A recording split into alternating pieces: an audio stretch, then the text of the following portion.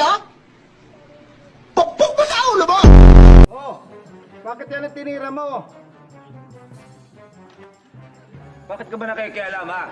Pakialamero ka. Dinadaan mo sa tapang eh. Yan ang typical na Pilipino. Bakit hindi mo pairalin ng talino mo? Tignan mo kung ano mangyayari dyan sa tira mo. Sige. Sige, tignan mo. Check. Oh, nakita mo? 4 moves lang, mate ka na. Alam mo kung bakit? Dahil isa kang bobo! Mr. Panboy, totoo ba na ikaw ang huling kasama ni Mr. Popoy nang siya ay pinaslang?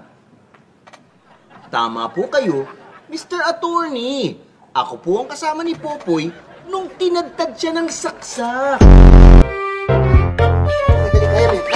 Kaya niya. Tulong. Sige. Sir, po kayo.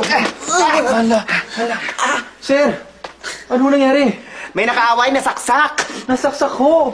Oo, may butas sa tiyan. Lumalabas ang dugo. Nasaksak. Sino mo sumaksak? Eh, malamang yung kaaway niya. Saan ka naman nakakita magkakampi nagsaksak?